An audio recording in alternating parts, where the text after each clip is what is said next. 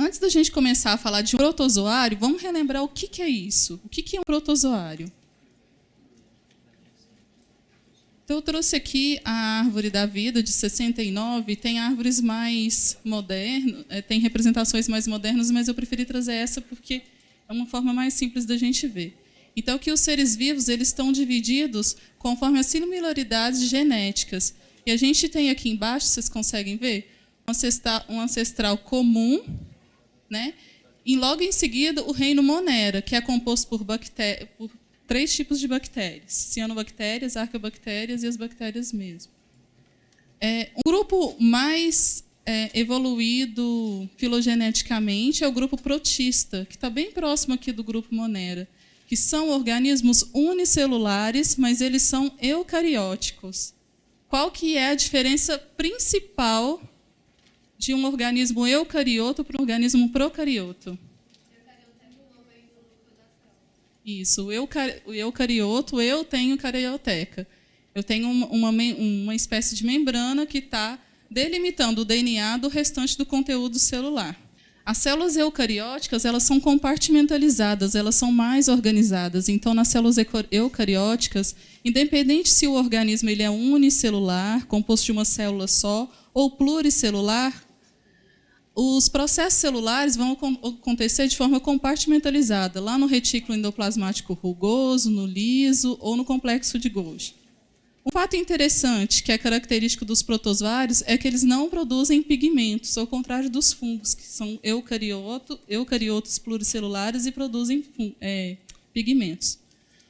Os protistas são microscópicos, eles não conseguem ser vistos por nós a olho nu, só por meio do microscópio.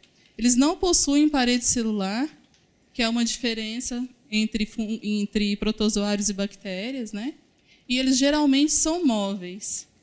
E essa mobilidade é muito interessante e é que dá a característica de sucesso na invasão desses organismos. Então, vamos ver como que isso acontece, como que os protozoários se movimentam. Eles podem se movimentar por flagelo, por cílios ou por pseudópodes. Um exemplo de movimento de protozoário por flagelo é o Trypanosoma cruzi. É o Trypanosoma cruzi, que é um parasito super endêmico aqui no Brasil, causador da doença de Chagas. Vocês podem ver aqui, olha, que o parasito está batendo o flagelo e consegue se movimentar no meio que está sólido, onde ele está colocado, né, por cima. O tamanho do Trypanosoma cruzi é de 10 micra.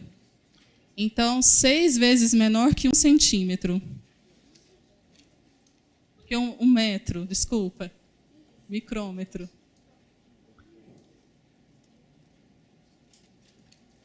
Outro exemplo de protozoário, que agora dessa vez que ele se movimenta por meio de organização dos cílios, é o paramécio. O paramécio, ele não é parasito, ele é um protozoário de vida livre, ele não precisa de outra célula para poder se alimentar. O paramécio, ele é muito encontrado quando a gente faz uma solução de alface e água e espera alguns dias, a gente vai ver lotado de paramécio, de vida livre. Então, aqui a gente vê o paramécio se movimentando, absorvendo um nutriente que está mais ou menos aqui. E um outro exemplo é a movimentação por pseudópodes. Um exemplo de protozoário desse tipo é a ameba, que são parasitas intestinais. Então, a gente vê aqui a ameba se movimentando, é como se ela projetasse pequenos bracinhos, olha, sobre essa superfície, sempre a fim de captar nutriente. Porque protozoário não tem boca, né? É um organismo muito simples, é menos complexo, né? Então, ele precisa dessa movimentação para conseguir absorver os alimentos. Porém, o toxoplasma, ele é diferente até nisso. Já começa por aí. Ele não se movimenta por flagelo, nem por cílios e nem por pseudópodes.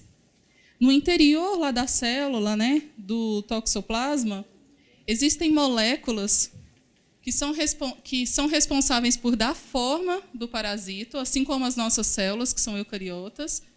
E essas moléculas, elas podem se organizar para fazer o movimento do parasito sem que seja dependente de cílios, de flagelo ou de pseudópodes. Essas moléculas se chamam citoesqueleto. Vocês já ouviram falar?